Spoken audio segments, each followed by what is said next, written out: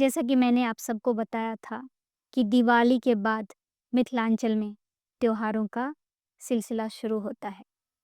तो इसमें जो तीसरा त्योहार आता है, वो आता है आस्था के महापर्व छठ का, जो दिवाली के चौथे दिन से शुरू होता है।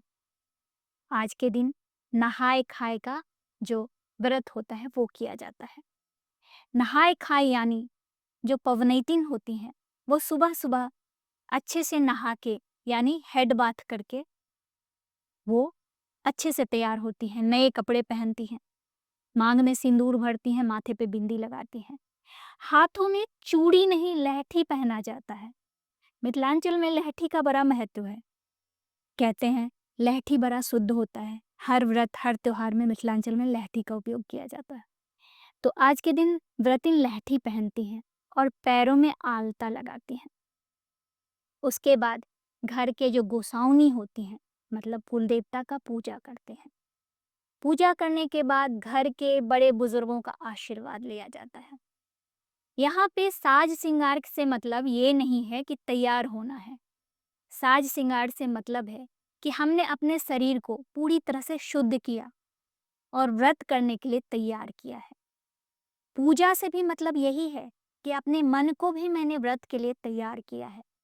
बड़े बुजुर्गों का आशीर्वाद लिया कि अब मैं व्रत शुरू कर रही हूँ, आप सब आशीर्वाद दें कि मेरा ये व्रत सफल हो। उसके बाद नहाय खाए के दिन जो व्रतिन होती हैं, वो खास प्रकार का भोजन ग्रहण करते हैं, जिसमें चना दाल डाल के कद्दू बनाया जाता है, आलू गोभी की सब्जी बनाई जाती है, धनिया का चटनी, मूली और बहुत तरह का तरुआ बनाया जाता है। यानी अपने मन और ऊपरी आवरण के साथ साथ पूरे शरीर को भी वो शुद्ध करती हैं सात्विक भोजन खा के। ये जो खाना बनता है, इसमें प्याज लहसुन का उपयोग नहीं किया जाता है। तो इसका मतलब है कि हमने पूरी तरह से अपने आप को व्रत करने के लिए तैयार किया है।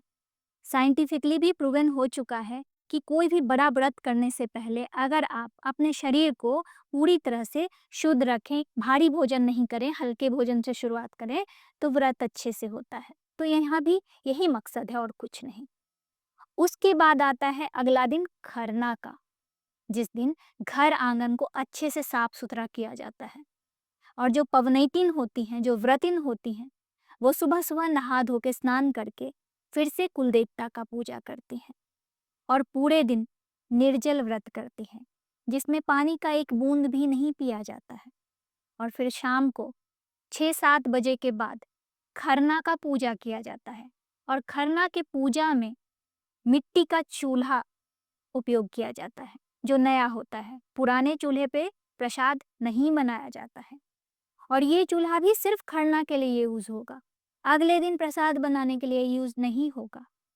और मिट्टी का बर्तन या फिर पीतल का बर्तन उपयोग किया जाता है और ये बर्तन भी आज खरना का प्रसाद बनने के बाद अगले साल ही खरना का प्रसाद बनेगा। इस बीच इस बर्तन में और कोई काम नहीं होगा। मेन मकसद ये है कि छठ जो व्रत है, वो बड़ी ही पवित्रता का व्रत है, आस्था और विश्वास का व्रत है, जिसमें हर छोटी छोटी चीज का ख्याल रखा जाता है। तो इस पीतल के बर्तन में खीर बनाया जाता है और खीर में चीनी का उपयोग नहीं होता है, गुड़, दूध और चावल से। उसके बाद उस पूजा में रोटी बनाई जाती है, गेहूं के आटे की रोटी। अब ये आटा भी खास कर पिसवाया जाता है, या तो हाथ की चक्की से या फिर नहीं तो जहाँ जहाँ ये पर्व मनाया जाता है, खास करके बिहार, उत्तर प्रदेश के कुछ इलाकों में, नेपाल के कुछ इलाकों में, बंगाल के कुछ इलाकों में, वहाँ पे जो मशीन वाले होते हैं, जो गेहूं का आटा पीसते हैं, उन्हें पता होता है कि व्रत आने वाला है, छठ आने वाला है, तो अपने आप वो अपने मशीन को धो डालते हैं या फिर आस पड़ोस वाले बोलते हैं कि आप अपने मशीन को धो लीजिए, छठ आने वाला है, हम गेहूं पिसवाएंगे। तो उन 4-5 दिनों में वो मशीन वाला भी किसी और का मतलब गृहस्थी का आटा नहीं पीसता है, गेहूं नहीं पीसता है, वो सिर्फ छठ के लिए जो गेहूं होता है वही पीसता है।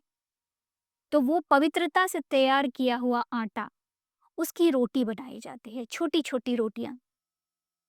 घी और तेल डाल के पूड़ी पराठा नहीं बनाया जाता है, रोटी ही बनाई जाती है। और फिर ये खीर, ये रोटी और केला को केले के पत्ते पे भोग चढ़ाया जाता है। ये भोग दिनकर दीनानाथ और रौना माई को चढ़ाया जाता है।